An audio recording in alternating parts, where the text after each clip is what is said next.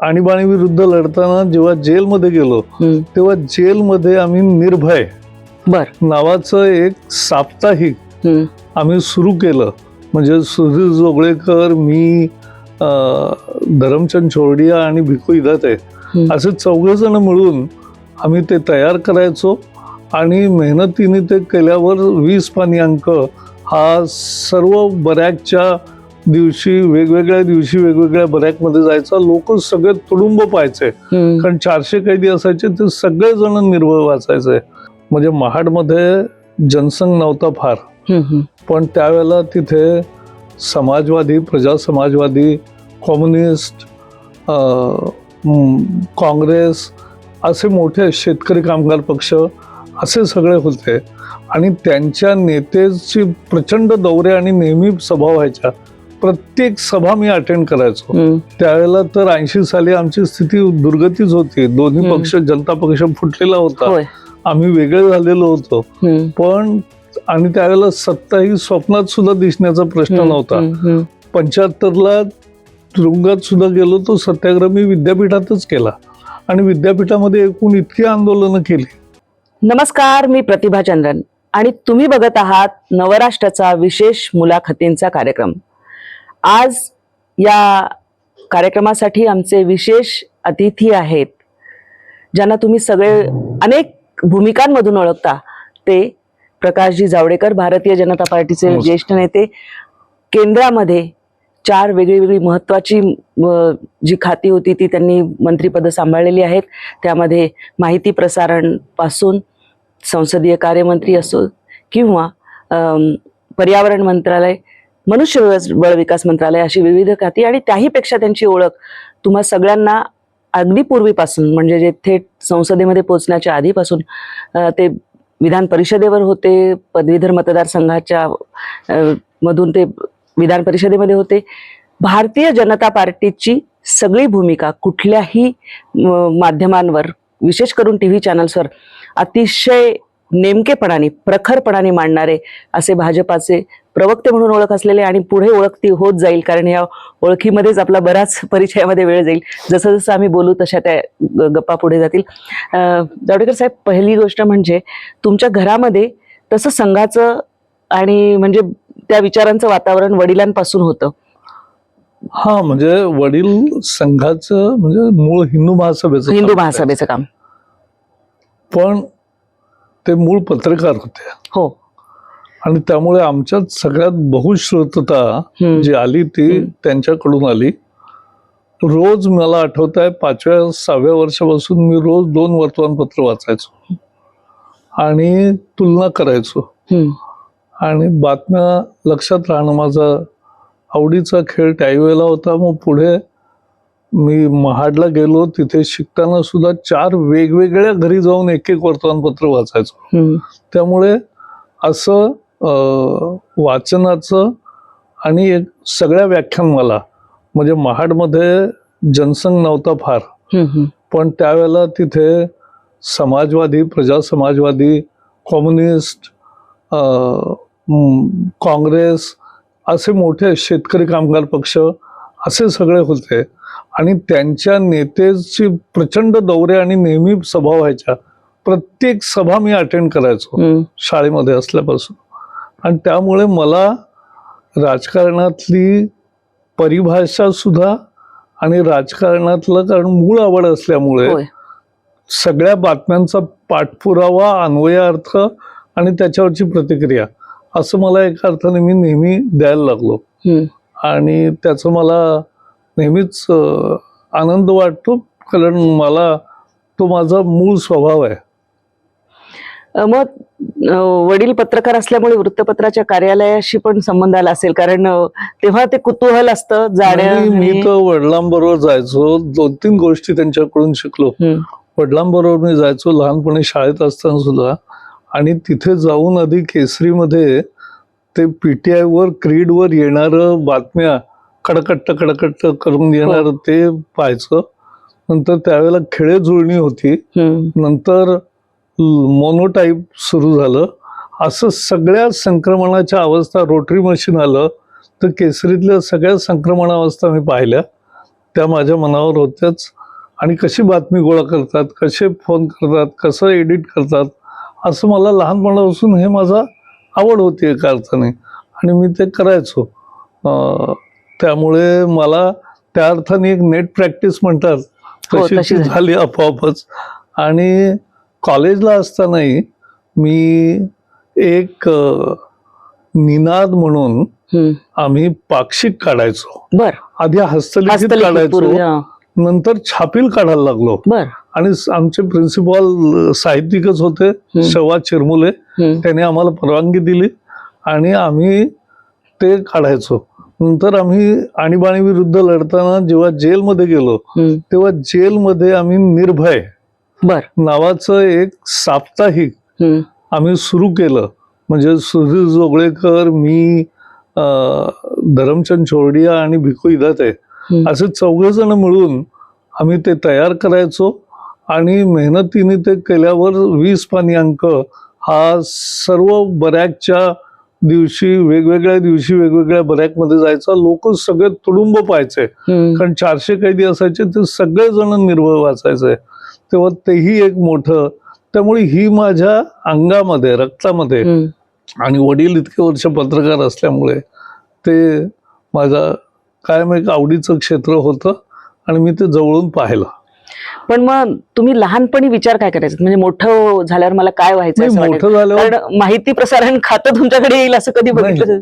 ते कसं, असं भारतीय जनता पार्टीसाठी ज्या वेळेला मी पार्टीचा याचा नोकरीचा राजीनामा दिला बँक ऑफ महाराष्ट्राचा, त्यावेळेला तर 80 साली आमची स्थिती दुर्गतीच होती. दोन्ही पक्ष, जनता पक्ष फुटलेला होता, आम्ही वेगळे झालेलो होतो.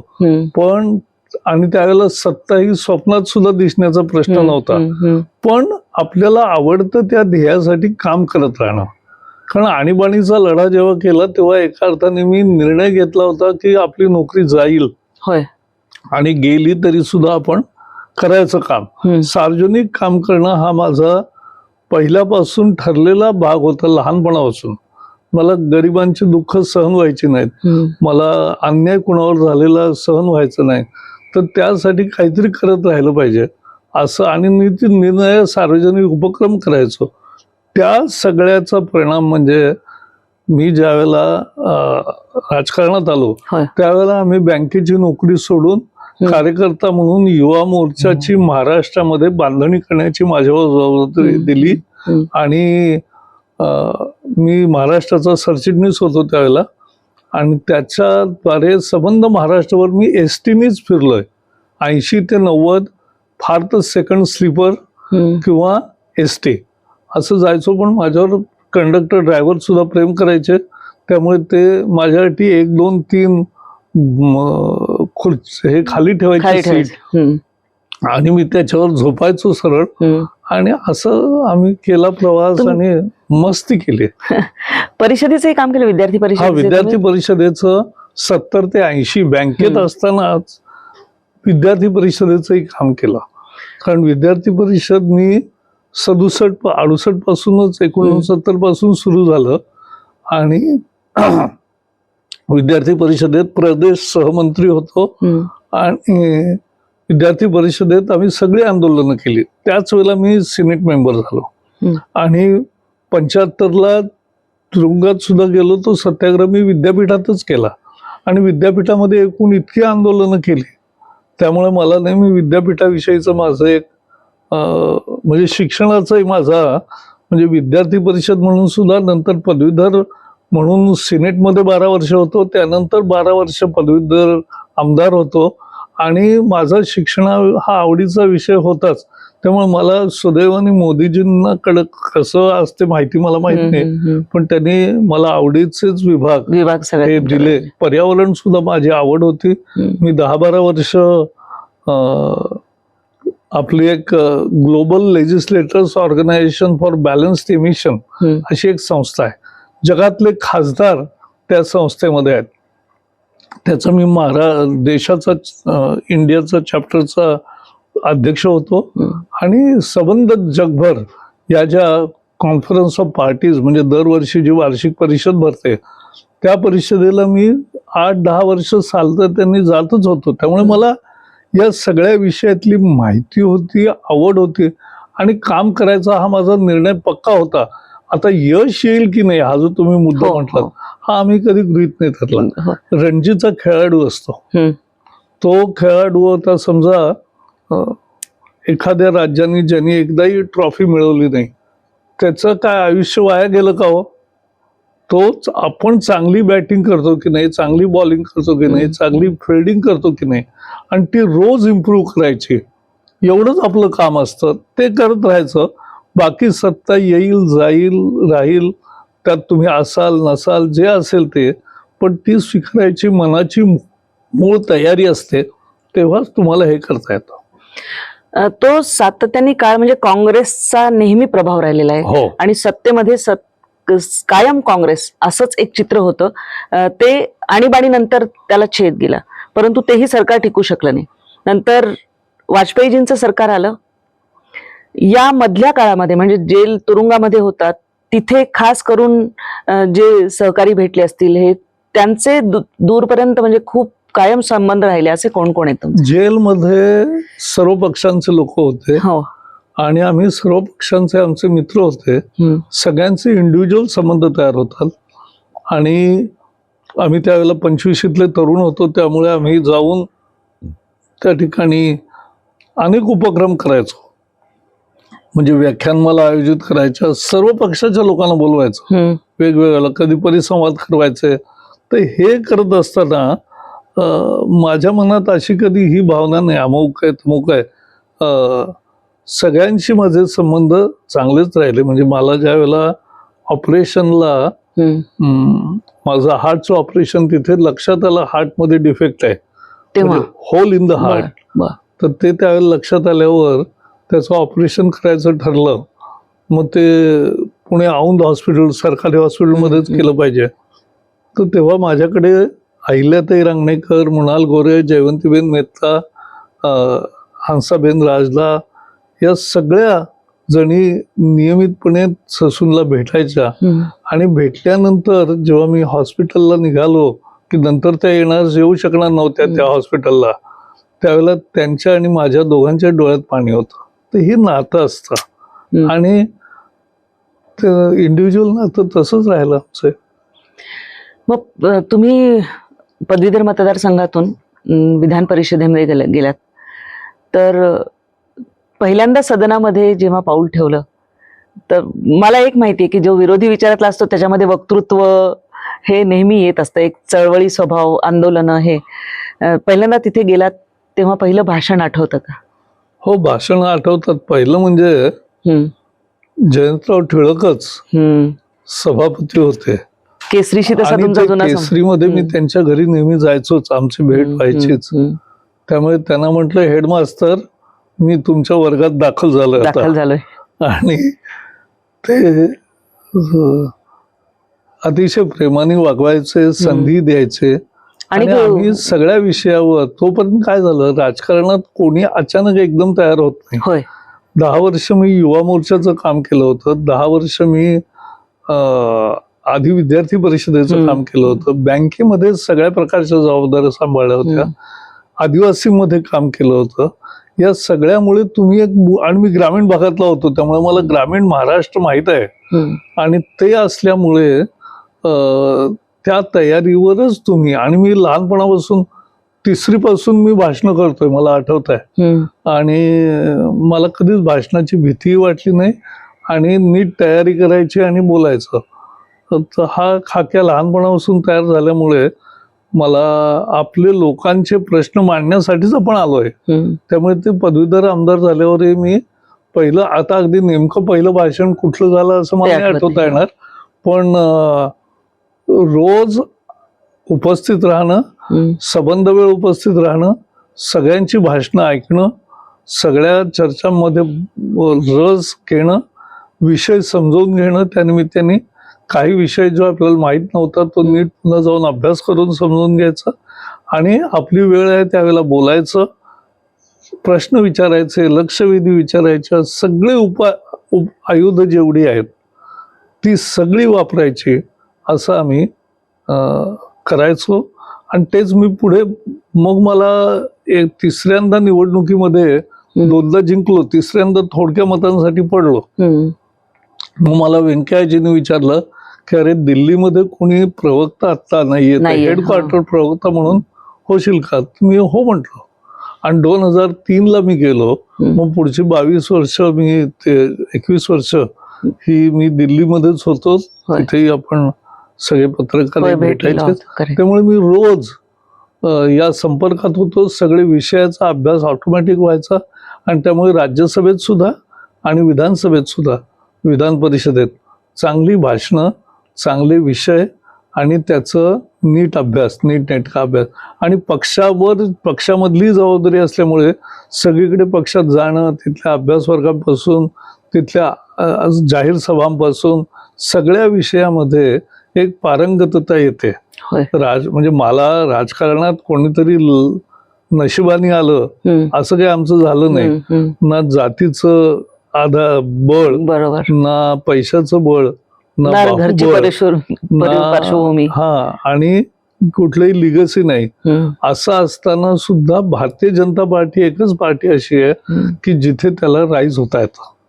आज आमच्याकडे जसं मोदी स्टेशनवर वडिलांना चहा विकण्यात मदत करत होते, आज ते पंतप्रधान आहेत. असे सगळे म्हणजे सगळे नेते पाहिले तर 90% नेते असेच आहेत.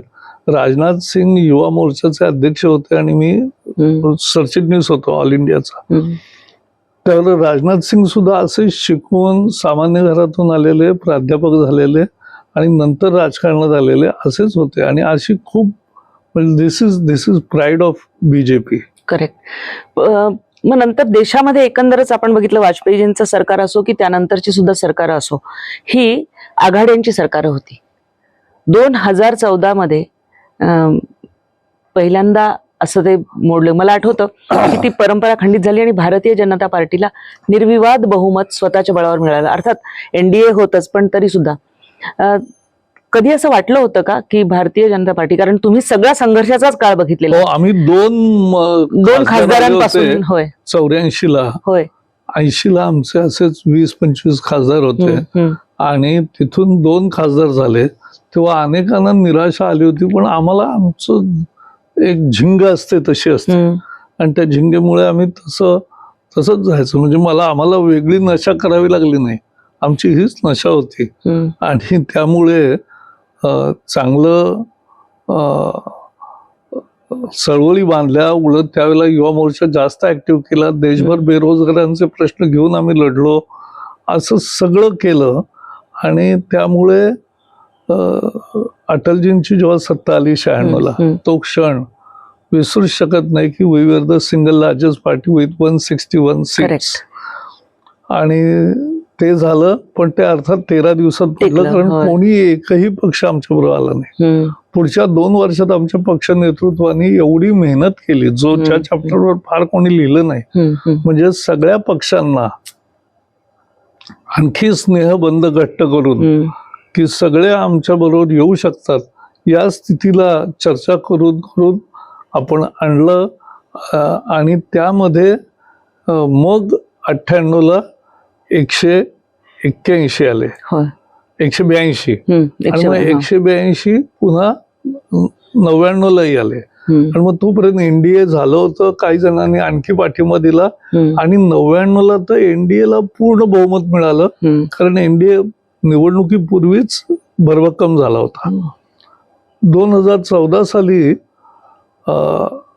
भारतीय जनता पार्टीला, म्हणजे आमच्या सिनियर नेते सुद्धा मला आठवतात की त्यांना वाटायचं आपल्याला 200 पर्यंत जागा मिळतील. पण मोदींचा करिश्मा जो आम्हाला दिसत होता आणि ग्राउंडवरचा पल्स फिलिंग असतं, ते असं होतं की आम्हाला मोठं बहुमत मिळेल. आणि त्यामुळे आम्हाला 282 जागा मिळाल्या. मला त्यावेळेला कामगार दिली होती की बाबा रे, दक्षिणेमध्ये काही नाहीये, त्यामुळे आंध्रमध्ये तुम्ही जा आणि अलायन्स घडवता आला तर बघा. त्यामुळे तेलुगू देसमचे माझे चांगले संबंध होते आणि चंद्राबाबू बरोबर सातत्याने काम करून आम्ही ती अलायन्स घडवली. आणि तिथे 25 खासदार, त्यांचे 21 आणि आमचे 4, पण असे त्यावेळेला निवडून आले आणि भक्कम झाला एक भारतीय जनता पार्टी. एनडीए भक्कम झाला, त्याचा तो एक महत्वाचा आधार ठरला.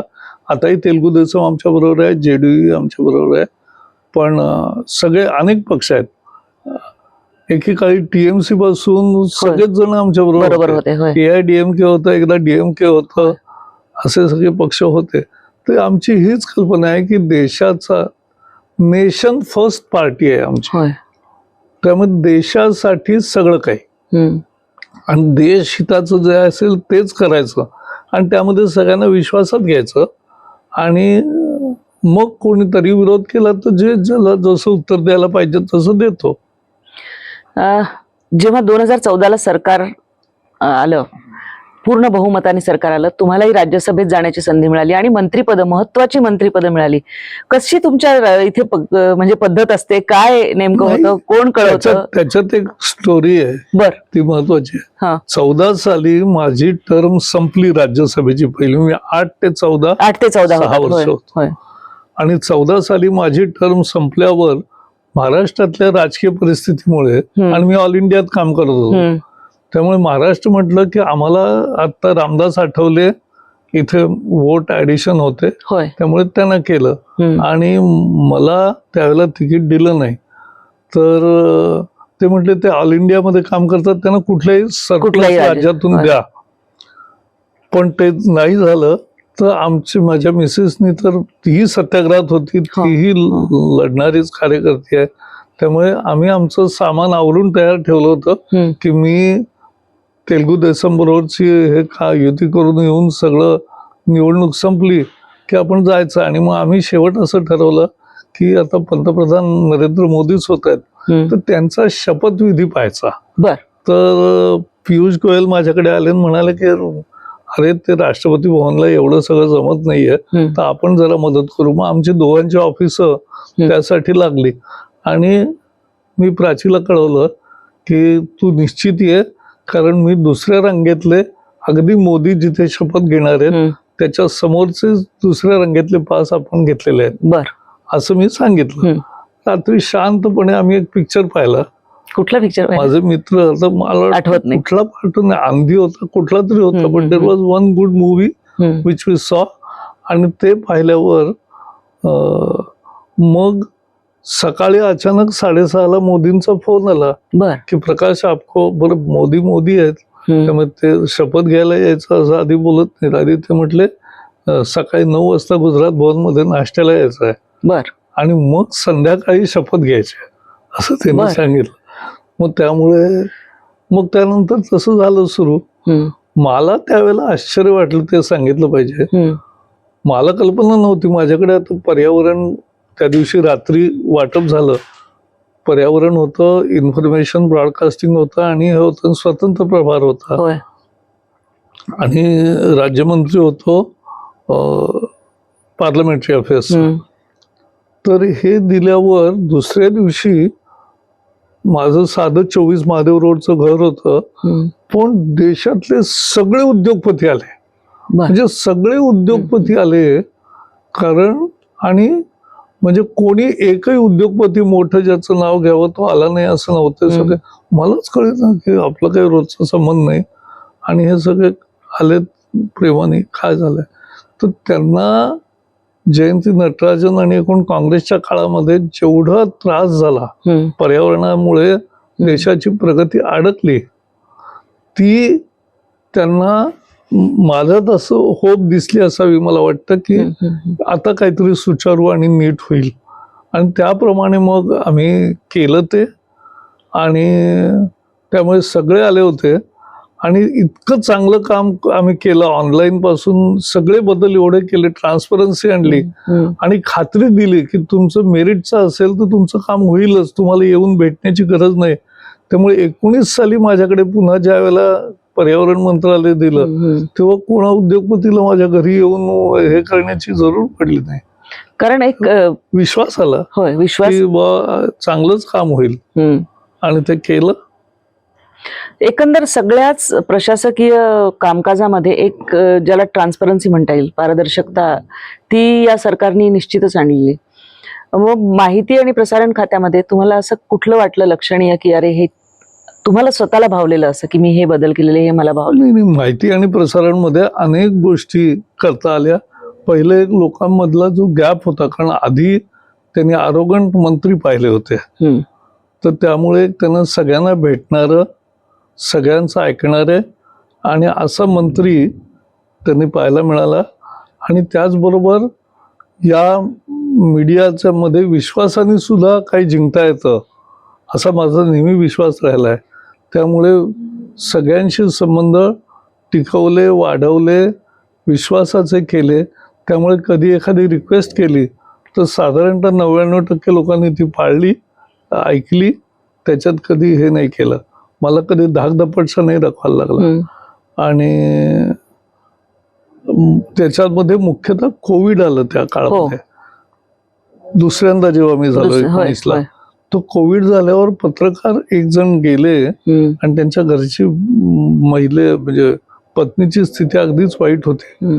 मग त्यावेळेला मी एकदम निर्णय घेतला आणि असा कोविडमध्ये जाणाऱ्या पत्रकाराला, त्याच्या फॅमिलीला 5 लाख रुपये देण्याचा निर्णय घेतला. आणि जवळजवळ 150-200 पत्रकार त्या काळामध्ये गेले देशभरात. त्या सगळ्यांना आम्ही हे पैसे दिले. याचबरोबर एक त्यांना स्वातंत्र्याचा फील दिला की तुम्ही यू आर फ्रीडम, तुमच्या फ्रीडमसाठीच आम्ही लढलो आहोत. आम्ही आणीबाणीमध्ये जेलमध्ये का गेलो, माझे वडीलच होते मुळी संपादक, सहसंपादक, आणि ते येऊन सांगितलं आणीबाणी आली ना, आता पोलीस येत आहेत आणि ते सेन्सॉरशिप करतायत, तर ते बरोबरच नाही. म्हणून मीडियाला पूर्ण स्वातंत्र्य आहे, टीका करा. कारण माझा विश्वास एक जनतेवर जास्त आहे.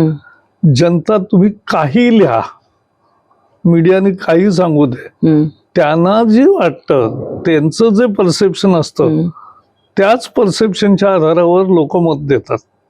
आणि त्यामुळे जनतेवर विश्वास आहे. त्यामुळे वर्तमानपत्र जी चांगली देतील ती टिकतील, जे खोड्याळपणाच नुसतं करतील त्यांना त्यांचा प्रेक्षक वर्ग मिळेल, पण त्यांनी फरक नाही पडत. म्हणजे मतदान हे वर्तमानपत्रावरून ठरत नाही. आणि त्याचं मला एक उदाहरण आठवतं, ते सांगितलंच पाहिजे. 2003 साली मायावती जिंकली.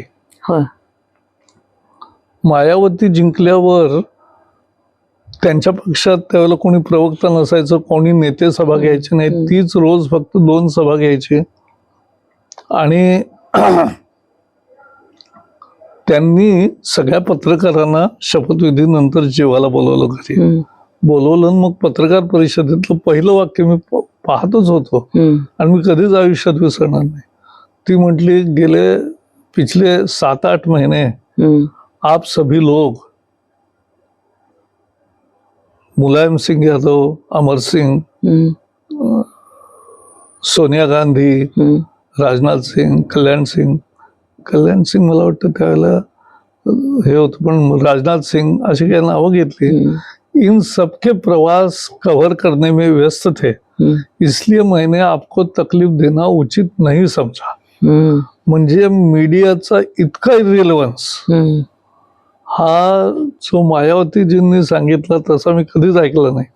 आणि त्यात मोठा तथ्यांश आहे. त्यामुळे माझी ही मूळ खात्री आहे की जनता रांगडं शहाणपण असतं आणि त्या आधारावर देतात लोक मत. तेच तुम्ही घेऊन म्हणजे पूर्वांचलात मणिपूर असो, कारण तिकडे परिस्थिती अतिशय वेगळी. त्या पूर्वांचलातल्या सगळ्याच राज्यांमधली परिस्थिती गंभीर होती. मला मणिपूरमध्ये 4 वर्ष मी प्रभारी म्हणून सुद्धा होतो. तर पहिल्यांदा 2012ची आम्ही जेव्हा निवडणूक लढलो त्यावेळेला पक्ष जवळजवळ मोडकळीस आला होता पूर्ण. आणि आपापसात भांडणही होती. त्या सगळ्यातून आम्हाला फक्त 3% मतं पडली आणि 0 आमदार आले नॅचरली.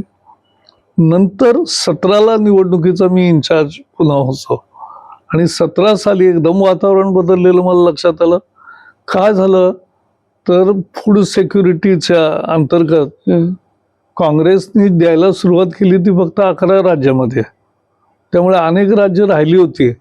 मोदींनी सर्व राज्यात द्यायला सुरुवात केला आणि ते केल्यामुळे त्यांना 3 रुपये किलोनी तांदूळ मिळायला लागला. इतका त्यांना आनंद होता. प्रत्येक जण गरीब माणूस तेच सांगायचा. आणि त्यामुळे एकूणच माहोल तो बदलला होता. इबोबी सिंग यांचा 15 वर्षाची राजवट केवळ भ्रष्टाचाराची झाली, प्रगती झाली नाही. एकसारखे घेराव, रास्ता रोको, बंद असं चालू असायचं. त्यामुळे यातून त्यांना बाहेर पडायचं होतं आणि मोदी चांगलं करतायत हे 2 वर्ष लोकांनी पाहिलं होतं. आणि त्यामुळे त्यावेळेला भारतीय जनता पार्टीला 36% मतं मिळाली. काँग्रेसपेक्षा आम्हाला 1-2 सीट कमी पडल्या, पण बाकी सगळे पक्ष आणि सगळे आमदार भाजपला येऊन मिळाले आणि भाजपचं सरकार स्थापन झालं. आजही भाजपचं सरकार, म्हणजे आता राष्ट्रपती राजवट आहे, पण आताही पुन्हा होईल असं मला खात्री वाटते. मग जिथे कुठे गंभीर परिस्थिती असते, म्हणजे तिकडचे भाग झाला, एक आहे की कार्यकर्त्यांचं बळ तर आहेच, शिवाय तिथे एक दिशा देणं त्या कार्यकर्त्यांना. तसं दक्षिणेकडे सुद्धा भारतीय जनता पार्टीला कर्नाटका व्यतिरिक्त कधी कुठेही फार चांगली स्थिती परिस्थिती कधी राहिली नाही. केरळामध्ये तर आपण बघितलं सतत संघर्ष. म्हणजे तुम्ही कर्नाटकाचे सुद्धा काम बघितलेले, आंध्र आणि केरळ, तर या राज्यांमध्ये तमिळनाडू सुद्धा. तर त्याच्यात असं आहे, आंध्रमध्ये तर मी 5-6 वर्ष प्रभारी पण होतो आणि 9ची इलेक्शन, 14ची इलेक्शन आणि आता 18ची इलेक्शन, 23ची इलेक्शन, ती मी आता तेलंगणाचा इन्चार्ज होतो. त्यामुळे तिथल्या 3 निवडणुकांचा आणि सगळ्या गावोगावी माझा सगळा संबंध होता, माहीत होतं. प्रश्न, माणसं, इश्यूज, पक्ष, बाकीचे, त्यांची मतं, त्यांची लिडरशिप सगळं माहीत असणं हे महत्वाचं असतं. तसं केरळ, आता मी गेले 3 वर्ष जातोय, दर महिना 10 ते 12 दिवस मी केरळमध्ये पहिले 2 वर्ष गेलो. आता तुमची जशी साधनं बदलली तशी आमची साधनं बदलली. त्यामुळे रोज 1-2 तास काम इथूनही मी करू शकतो, वर्क फ्रॉम होम एका अर्थाने. पण मला ज्या लोकांशी जे बोलायचं असतं ते मी प्रत्यक्ष इंडिव्हिज्युअली बोलतो.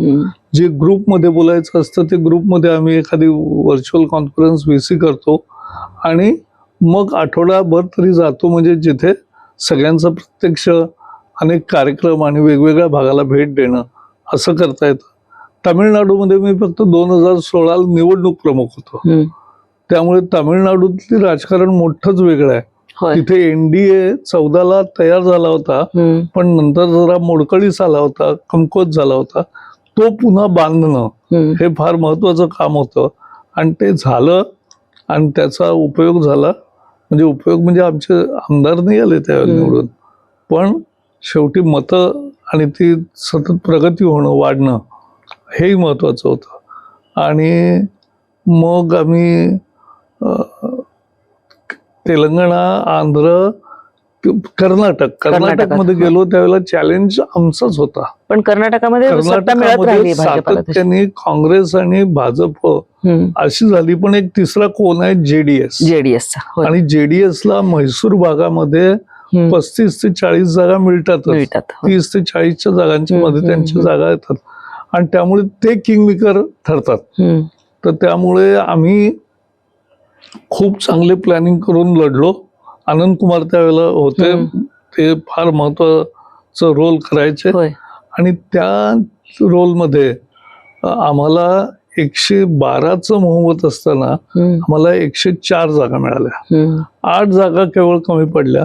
मग पुढचं सगळं रामायण झालेलं सगळ्यांना माहिती आहे. आता आम्ही सत्तेत आलो आणि नंतर गेलोही पुन्हा, कारण तिथे 2% मतावरच फरक चालतं आणि त्यामध्ये एकदा काँग्रेस एकदा भाजप असं येतं.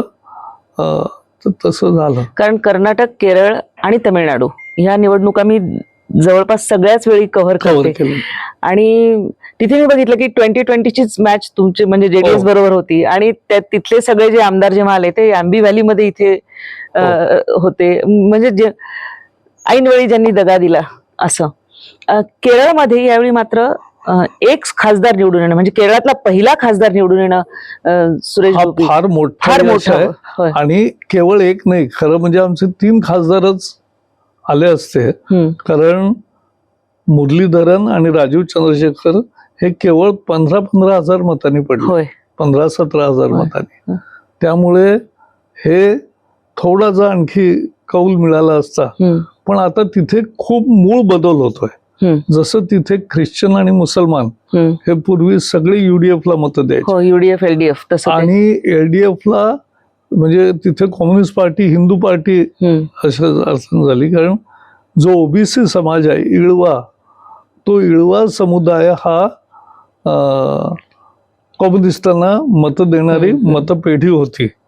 पण कम्युनिस्टांनीही मुस्लिम दार्जिनं धोरण सुरू केलं, अपीजमेंट पॉलिटिक्स सुरू केलं आणि आतंकवादाला एका अर्थाने समर्थन द्यायला सुरुवात केली. PFIला किंवा त्याच्यानंतर हमास सुद्धा, आणि तिथे पॅलेस्टाईनवर मोर्चे निघाले. लोकसभेमध्ये हमासच्या नेत्याचं भाषण झालं. पण अशी स्थिती केरळमध्ये असताना लोक यावेळेला बदलली आणि त्यामुळे आमची आता 20% मतं झाली आहेत.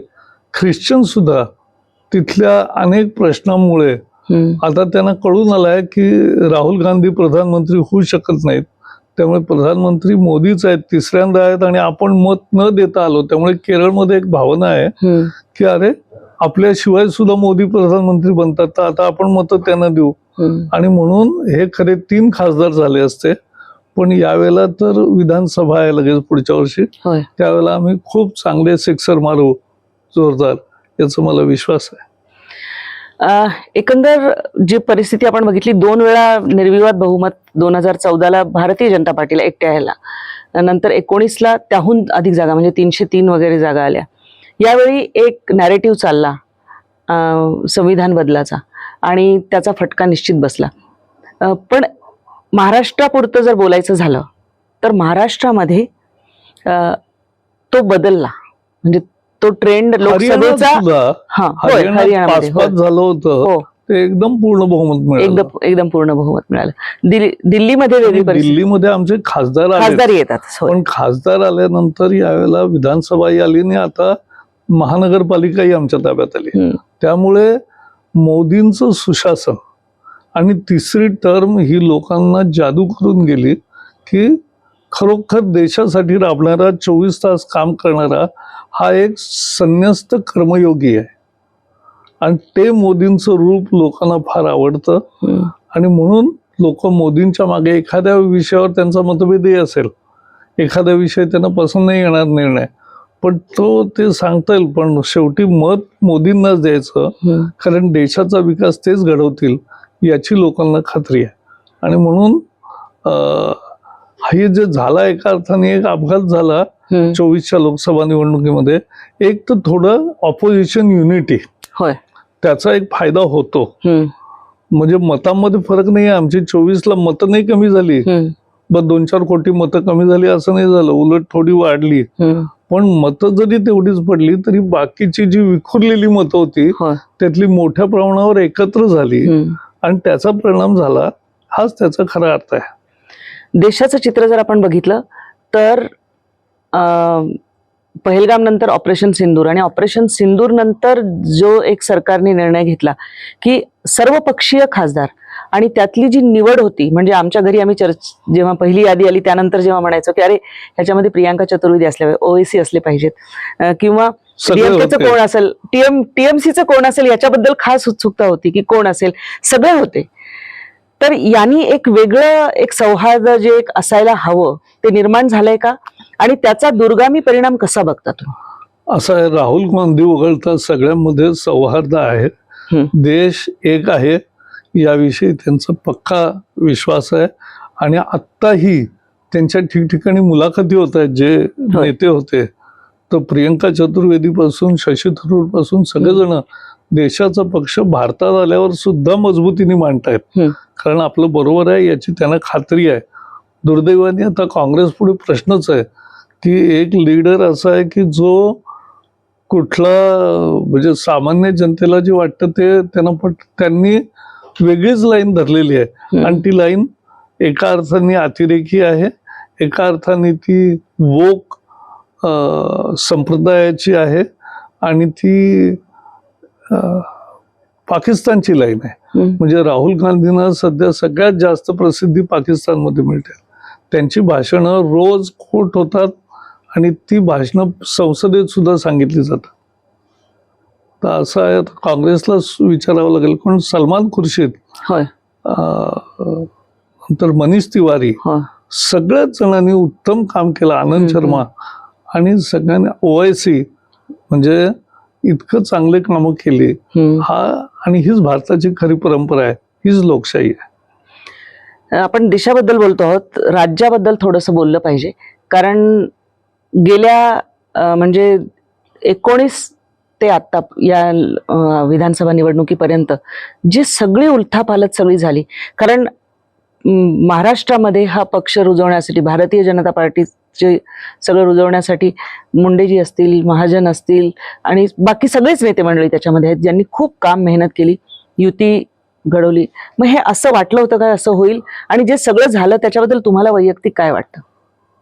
सरळ सरळ एका शब्दात सांगायचं तर शिवसेनेची म्हणजे उद्धव ठाकरेंची महत्वाकांक्षा वाढल्यामुळे, जागा कमी येऊ नये, मुख्यमंत्री मी झालोच पाहिजे असं वाटल्यामुळे केलेली गद्दारी, हे एका शब्दामध्ये त्याचं वर्णन करता येईल. कारण 19 साली आमची दोघांची युती म्हणून आम्ही लढलो. भाजप शिवसेना संयुक्तरित्या लढले, मोदींची पोस्टर लावून लढले आणि बाळासाहेब ठाकरे, आणि त्या पोस्टरवर आम्ही दोन्ही पक्षांना 160 जागा मिळाल्या. त्यामुळे पूर्ण बहुमत मिळालं.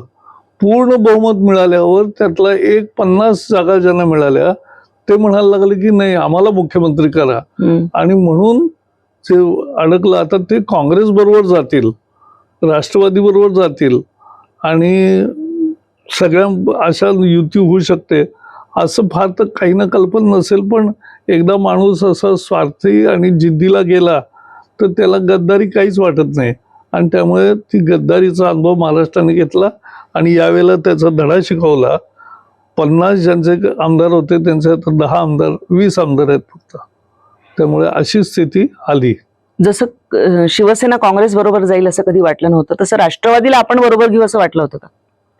नाही, आम्हाला वाटण्याचा प्रश्न नाही. असे प्रयत्न कायम अनेक जणांनी केले, पण त्यातलं शरद पवारांची भूमिका मला वाटतं त्यांची पहिल्यापासून आहे की ते बऱ्याच त्या बैठका झाल्या म्हणतात, तुमच्याशी चर्चा झाल्या म्हणतात. पण आम्ही PDA म्हणजे 78 साली ते जेव्हा मुख्यमंत्री झाले आमच्या पाठिंब्यावर, आमचे 100 जागा होत्या जनता पार्टीच्या, आणि ते 40 आमदार घेऊन आले आणि ते मुख्यमंत्री झाले. त्यानंतर 80च्या निवडणुका आम्ही संयुक्तपणे लढलो. 85च्या विधानसभा निवडणुका सुद्धा आम्ही संयुक्तपणे लढलो. त्यामुळे 2 निवडणुका आम्ही एकत्र लढलेलो आहोत. त्यावेळेला त्यांना सगळे चालले, पण आता त्यांना शिवसेनेबरोबर जाऊन जास्त फायदा होईल, कारण काँग्रेसही येऊ शकतं त्यात, आणि ते केलं. पण असे प्रयोग चालत नाहीत. महाराष्ट्राचं अतिशय नुकसान झालं. 2.5 वर्षामध्ये महाराष्ट्र 10 वर्ष मागे गेला. पण मग 40 आमदार घेऊन येणाऱ्याला पाठिंबा ही परंपरा इथे याही कायम राहिली. तशी शिंदेजी आले तसं नाही, पण जसं शरद पवार आले वेगळी होती, तेही 40 जण घेऊन आले.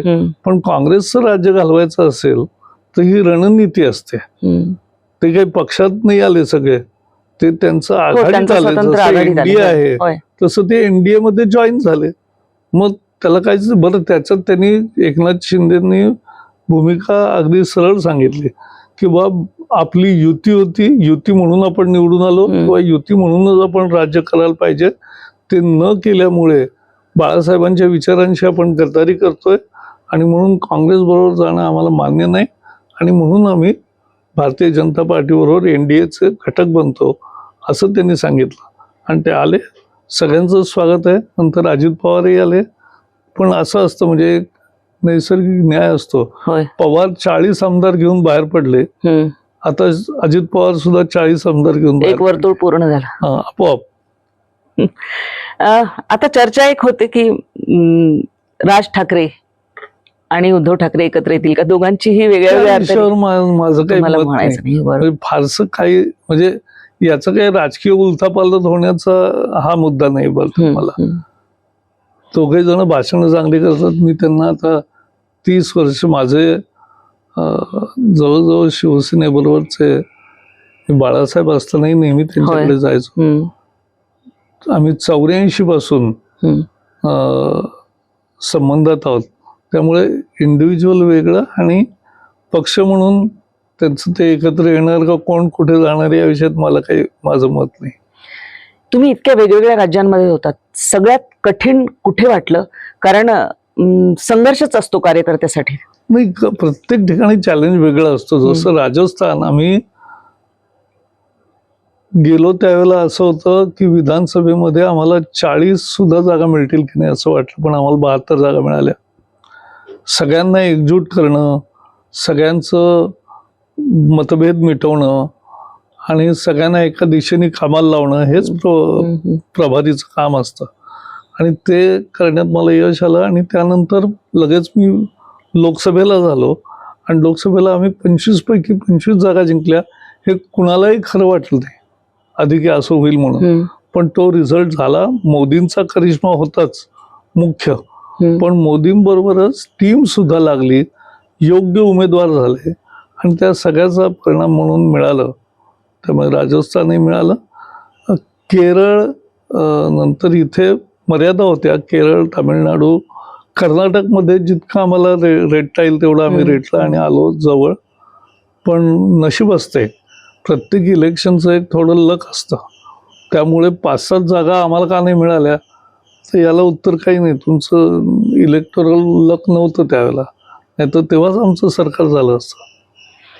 आता कुठल्या राज्यात जायला आवडेल की जिथे काम केलं नाहीये पण तिथे जाऊन मला पक्षाचं काम करायचंय? नाही, आता असं आहे, मी इतकी राज्य फिरलो. होय. दिल्लीतही मी प्रमुख होतो आणि एवढ्या 9 राज्यांमध्ये मी निवडणूक प्रमुख मधून 4 राज्यांमध्ये मी प्रभारी म्हणून इतकं काम केलंय.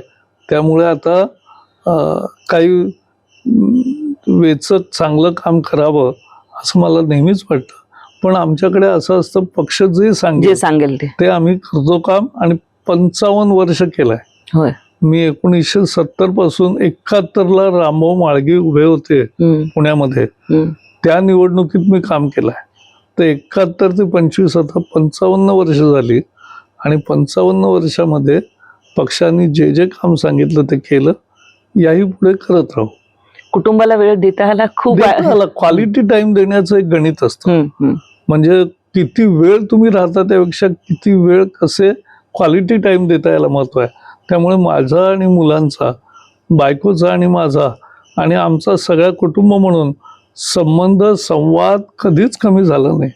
अगदी जिवंत संबंध असतो. आत्ता तुम्ही आपली मुलाखत झाल्यावरही मी आमच्या मुलाकडे चाललोच आहे, कारण त्याला जरा परवा बँडेज झालं, त्यामुळे ते मी पाहायला जातोय. तर आमच्याकडे असं सतत म्हणजे कौटुंबिक संवादामध्ये कधीही कमी झाली नाही, हे निश्चित सांगता येईल. बकेट लिस्ट मध्ये असं काय आहे की जे राहून गेलं? नाही, राहून गेला अशी लिस्ट नसते माझी तर नाही बा. म्हणजे त्या अर्थाने आता जे जे पक्षाने एवढी संधी दिली आणि पक्षासाठी आम्ही जीव तोडून काम केलं. म्हणजे हे म्हणतात मोदीजी, खपा देना है जिंदगी जी. तर आम्हाला अभिमानाने सांगता येईल की हमने भी जिंदगी खपा दी, पार्टी के लिए, दूसरा कुछ नहीं किया. और मेरी पत्नी, उसने वो जिम्मेवारी ली कि घर मैं चलाऊंगी, आप काम करो. और वो मेरी मूल ताकत है, तो वो हमने किया. उन्होंने आज भी वही चलाती है और मैं काम करता रहता हूँ और करता रहूंगा. खूप खूप धन्यवाद. खूप छान मनमोकळ्या गप्पा झाल्या. अगदी. तर आपण जावडेकरजींचे अनेक असे पैलू असतील जे या मुलाखतीतून तुमच्या समोर आले. तुम्हाला नेमकं काय आवडलं हे अवश्य कळवा. कमेंट्स करायला विसरू नका आणि चॅनलला सबस्क्राईब करा. तुर्तास मी जावडेकर सरांबरोबर आपली रजा घेते. धन्यवाद. धन्यवाद.